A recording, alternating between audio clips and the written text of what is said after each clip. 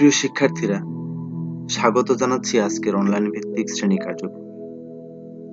আমরা উচ্চ মাধ্যমিক জীববিজ্ঞান দ্বিতীয় পত্রের দ্বাদশ অধ্যায় প্রাণীর আচরণ নিয়ে আলোচনা শুরু করেছি। এই অধ্যায়ের ধারাবাহিক আলোচনার পঞ্চম পর্বে তোমাদের সাথে আছি আমি ডালিম কুমার রায়, প্রভাষক, প্রাণীবিদ্যা বিভাগ, ফুলবাড়ী সরকারি কলেজ, দিনাজপুর।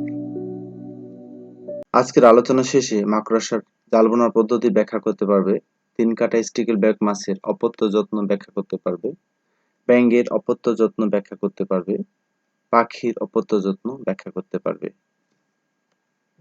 শিক্ষার্থীরা, সহজাত আচরণ যাচাইয়ের ক্ষেত্রে প্রথমেই আমরা মাকড়সার জাল তৈরি নিয়ে আলোচনা করব। মাকড়সার জাল রেশমি সুতা দিয়ে তৈরি হয়।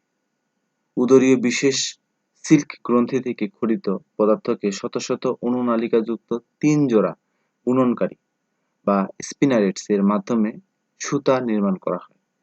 সিল্ক গ্রন্থি থেকে খড়িত স্ক্লেরোপ্রোটিন থেকে সৃষ্ট সুতা বাতাসের সংস্পর্শে এসে শক্ত রেশমি সুতায় পরিণত হয়।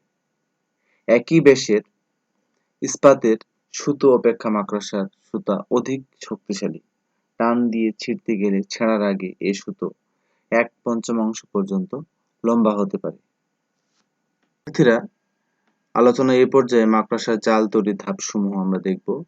তো মোট 4টি ধাপে মাকড়সার জাল তৈরি হয়। তো এই ক্ষেত্রে প্রথমে মাকড়সা ধরি একটি প্রান্ত, ডালপালা যুক্ত প্রান্ত, এদিকে অপর আরেকটি প্রান্ত। তো প্রথমে এই দুই প্রান্তের মধ্যে একটি সংযোগ তৈরি করে নেয়ার পরে আরেকটি কিছুটা ঢিল ভাবে আরেকটি সুতা সে তৈরি করে। এরপরে এই সুতাটির মাঝখানে এসে এটি নিচের দিকে টান দিবে। তাহলে এর ফলে এর আকৃতিটা হয়ে যাবে, এর আকৃতির পরিবর্তন হয়ে সেটি এরকম আকৃতি ধারণ করবে, মাঝখানে নিচের দিকে কিছুটা টেনে দিবে। এরপরে সেখান থেকে আবার নিচের দিকে আরেকটি সুতা তৈরি করবে, এই প্রান্তটা এখানে আরো কিছু ডালপালার সাথে যুক্ত করলো। তাহলে আমরা দেখি যে প্রথমে এরকম একটি ওয়াই আকৃতির ভাড়া তৈরি হবে। ঠিক আছে, হওয়ার পরে দ্বিতীয় ধাপে আছে কাঠামো নির্মাণ। এরপরে এই প্রান্ত এদিকে টেনে নিয়ে এসে এখানে যদি আবার কিছু ডালপালা থাকে তার সাথে সংযুক্ত করে দিবে, দিয়ে এটি এই পাশে টেনে দিবে। এখানে ধরি আবারও ডালপালার সাথে সংযোগ স্থাপন করবে, করে এভাবে কাঠামোটি নির্মাণ করবে। করার পরে এই কাঠামোটাকে শক্ত করার জন্য তখন অরিও স্পোক নির্মাণ করবে, অর্থাৎ এই কেন্দ্র থেকে শুরু করে এইভাবে এটি পরিধির দিকে অর্থাৎ ফ্রেমের সাথে সংযুক্ত করে অরিও স্পোক নির্মাণের মাধ্যমে তার এই জালটাকে আরো দৃঢ় করবে। তাহলে আমরা দেখলাম এইভাবে জালটাকে আরো দৃঢ় করবে, করার পরে শেষে আবার মাঝখান থেকে তখন এই যে স্পাইরাল বা আঠালো প্যাচ এটি এইভাবে নির্মাণ শুরু করবে। ঠিক আছে,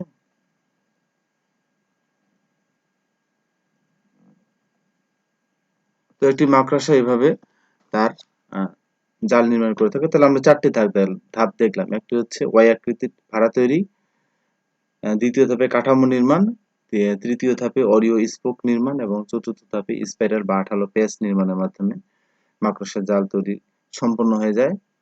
বিজ্ঞানী হ্যান্স পিটার্স সর্বপ্রথম মাকড়সার জাল বোনার ধাপ পর্যবেক্ষণ করেছিলেন। শিক্ষার্থীরা, মাকড়সার জালের বিভিন্ন অংশ আমরা এখন পর্যালোচনা করি। তো প্রথমে আমরা কাঠামো দেখতে পাবো, আর এই প্রথম কাঠামোর পরে এই প্রথম কাঠামোকে দৃঢ় করার জন্য এরকম দ্বিতীয় কাঠামো থাকতে পারে। এরপরে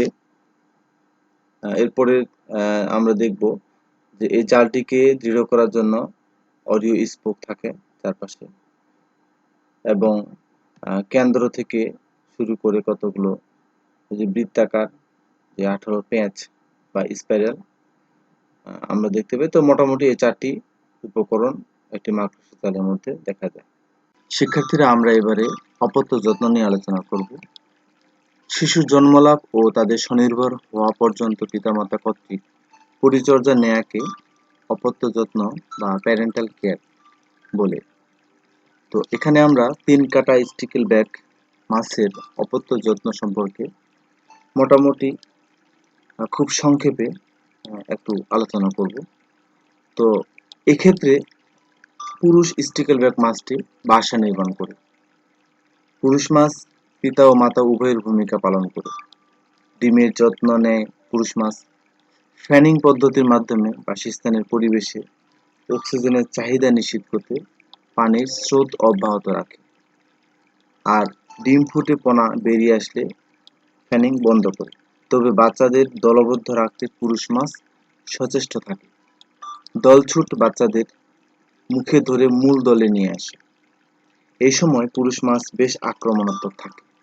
বাচ্চা বড় হলে পুরুষ মাছ নিজের পূর্ণবয়স্ক ঝাঁকে ফিরে যায়। ব্যাঙের অপত্য যত্নের ক্ষেত্রে কয়েকটি বিশেষ উল্লেখযোগ্য দিক হচ্ছে: উভচরের অপত্য যত্নকে প্রধান দুটি শিরোনামে বিভক্ত করা যায়। প্রথমটি বাসা, আঁতুড়ঘর বা আশ্রয় নির্মাণের মাধ্যমে যত্ন। দ্বিতীয়টি ডিম বা লার্ভা পরিবহনের মাধ্যমে যত্ন। পুরুষ ব্যাঙ 3 উপায়ে বাসা নির্মাণে তৎপর হয়। নিজেই নিজের বাসা বানাতে পারে, অথবা পানি ভর্তি অগভীর গর্তকে সামান্য মেরামত করে বাসায় পরিণত করে নিতে পারে, অথবা অন্য পুরুষ ব্যাঙ কর্তৃক নির্মিত বাসা দখল করে নেয়। পুরুষ ব্যাঙের বাসা তৈরি হয়ে গেলে স্ত্রী ব্যাঙকে আকৃষ্ট করতে সচেষ্ট হয়। স্ত্রী ব্যাঙ বাসা পছন্দ করলে এবং নিরাপদ মনে হলে সাড়া দেয় এবং বাসায় ডিম দেয়। অবস্থা বুঝে পুরুষ ব্যাঙ শক্ত হাতে বাসা রক্ষা করে। লার্ভা তরুণ ব্যাঙে পরিণত না হওয়া পর্যন্ত গর্তের পাশ থেকে পাহারা দেয়। পৃথিবীতে বিভিন্ন প্রজাতির পাখি রয়েছে, আর তাদের অপত্য যত্নে রয়েছে বৈচিত্র্যতা। তবে অপত্য লালনে বৈচিত্র্যতা দেখা গেলেও অধিকাংশ ক্ষেত্রেই সাদৃশ্য পরিলক্ষিত হয়। পাখির অপত্য যত্ন প্রধান 3টি শিরোনামে বিভক্ত করা যায়। প্রথমটি বাসা তৈরি। বিভিন্ন প্রজাতির পাখি সাধারণত ডিম পাড়ার জন্য ও বাচ্চা লালন পালন করার জন্য বাসা তৈরি করে। কিছু পাখি খোলামেলা জায়গায় বাসা তৈরি ছাড়াই ডিম পেড়ে থাকে। আবার কিছু প্রজাতির পাখি মাটিতে, কিছু মানুষের তৈরি বাসায়, গাছের কাণ্ডের মধ্যে গর্ত করে এবং কিছু গাছের শাখায় অর্থাৎ বিভিন্ন স্থানে বাসা বাঁধে। শিকারী পাখিরা অনেক উঁচুতে বাসা তৈরি করে থাকে, যাতে তারা বিভিন্ন প্রতিকূলতা থেকে রক্ষা পায়। দ্বিতীয়টি ডিমে তা দেয়া। ডিম পাড়ার পর পিতামাতা সযত্নে ডিমে তা দিয়ে থাকে। কোনো কোনো প্রজাতিতে পিতা অথবা মাতা এককভাবে কাজটি সম্পন্ন করে, তবে সাধারণত মাতা ডিমে তা দেয়া কাজটি সম্পন্ন করে থাকে। তৃতীয়টি ছানার যত্ন। শিকারী পাখি যেমন ঈগল, চিল, গাংচিল ইত্যাদি গাছের উঁচু ডালে সাধারণত বাসা বাঁধে এবং সেখানে তাদের বাচ্চাদের লালন পালন করে। বাচ্চাদের উড়াল শেখানোর জন্য বাচ্চার অনিচ্ছা থাকা সত্ত্বেও মা বাবা উপর থেকে বাচ্চাদের ছেড়ে দেয়। তখন পড়তে পড়তে শাবকরা উঠতে শেখে এবং স্বাবলম্বী হয়ে ওঠে। ডিম ফোটার পরপরই কিছু প্রজাতির পাখি তাদের বাসা পরিষ্কার করে থাকে, যাতে বাচ্চারা রোগ জীবাণু দ্বারা আক্রান্ত না হয়। ডিম ফুটে যখন বাচ্চারা বের হয়, তখন কিছু বাচ্চা সম্পূর্ণভাবে পিতামাতার উপর নির্ভরশীল হয় এবং কিছু বাচ্চা সঙ্গে সঙ্গেই বাসা ত্যাগ করে এবং নিজেদের খাবার খুঁজতে থাকে। বাচ্চাদের আচরণের উপর ভিত্তি করে সাধারণত 2টি গ্রুপে বিভক্ত করা যায়। প্রথমটি অ্যালটিসিয়াল। এই গ্রুপের বাচ্চারা অসহায়ভাবে জন্মলাভ করে থাকে, অর্থাৎ এরা পালকহীন বা নগ্ন, অন্ধ ও অসহায় থাকে, যেমন কবুতর। দ্বিতীয়টি প্রিকোশিয়াল। এই গ্রুপের বাচ্চারা ডিম ফুটে বের হওয়ার পরপরই তাড়াতাড়ি বাসা ত্যাগ করে। তারা পিতামাতাকে অনুসরণ করে এবং তারা নিজেরাই খাদ্য গ্রহণ করে থাকে। এরা পিতামাতার সাথে অনেকটা সাদৃশ্যপূর্ণ, যেমন হাঁস মুরগি। শিক্ষার্থীরা, আমরা এখন ছোট পানকৌড়ি পাখির অপত্য যত্ন সম্পর্কে জানব। বাংলাদেশে পানকৌড়ির জননকাল মে থেকে অক্টোবর, তবে জুলাই আগস্ট মাসে নির্বাধের হার সবচেয়ে বেশি হয়। জননকালে এদের গায়ের ও মুখমণ্ডলের পালকের রঙে পার্থক্য দেখা দেয়। প্রধানত আম ও বটগাছ, সঙ্গে কুড়ই, শেওড়া গাছে বাসা বাঁধে। পানির ধারে ও সহজে মানুষের হাতের নাগালে পাওয়া যায় না এমন উচ্চতায় বিভিন্ন গাছের খড়কুটা দিয়ে, অর্থাৎ বাসা বাঁধার জায়গায় আশেপাশে যেসব খড়কুটা পাওয়া যায় তা দিয়ে জোড়ের উভয় সদস্য বাসা বাঁধে। দল বেঁধে বাসা বানানোয় অন্য কোনো ক্ষতিকর প্রাণী সহজে কাছে যাওয়ার সাহস পায় না। কাছে গেলেও সমবেত চিৎকারে পালিয়ে যায়। 5 থেকে 11 দিনের মধ্যে বাসা বাঁধা শেষ হয়ে যায়। পানকৌড়ি একদিন পর পর 2 থেকে 6টি সাদা বা নীলচে সাদা ডিম পাড়ে। তবে প্রথম ডিম পাড়ার পরপরই ডিমে তা দিতে শুরু করে। স্ত্রী পুরুষ উভয় সদস্যই তা দেওয়ার কাজ ভাগাভাগি করে নেয়। 2-3 সপ্তাহের মধ্যে ডিম ফুটে শাবক বেরিয়ে আসে। প্রতিকূল পরিবেশেও শাবকদের যত্ন নেয়ার কাজে স্ত্রী পুরুষ উভয় পাখি যথাসাধ্য সচেষ্ট থাকে। শুধু তাই নয়, শাবকের শরীর প্রথম 7 দিন একেবারে নগ্ন থাকে।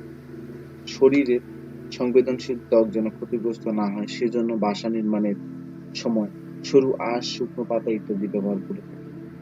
সে সঙ্গে চলে বিরামহীন শাবকগুলোকে আগলে রাখার চেষ্টা। রাতে সারাক্ষণ স্ত্রী পাখি বাসায় বসে থাকে, পুরুষ পাখি বাসার কাছাকাছি ডালে বসে পাহারা দেয়। 15 থেকে 20 দিন পর্যন্ত পানকৌড়ির শাবকদের আগলে রাখে।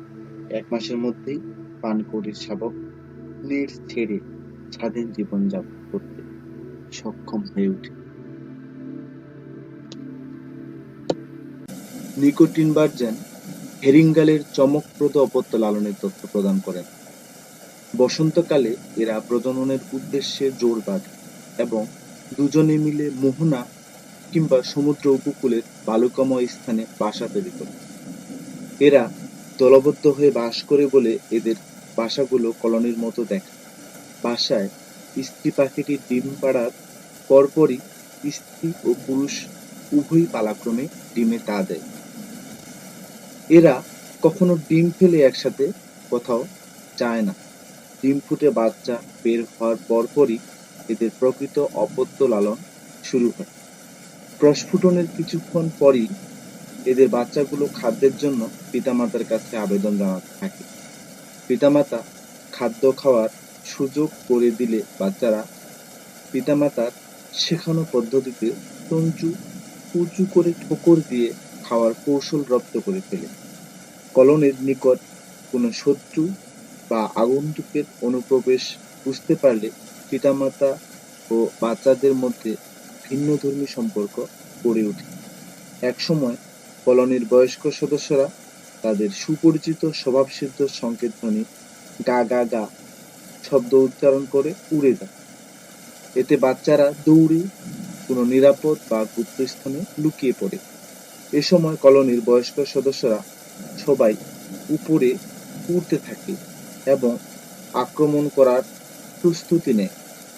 প্রতিটি যুগল স্বতন্ত্রভাবে আগন্তুকের উপর আক্রমণ চালায়। এছাড়া অনেক সময় এরা আগন্তুকের উপর বমি ও মল ত্যাগ করে কিংবা পায়ের নখর দিয়ে আঘাত করে। এভাবে হেরিঙ্গাল তাদের বাচ্চাদেরকে রক্ষা করে। বাচ্চাগুলো ক্রমে স্বাধীন হতে শিখলে পিতামাতা এদের ছেড়ে পূর্বের দলে ফিরে যায়। শিক্ষার্থীরা, ঘরে থাকো, নিরাপদে থাকো।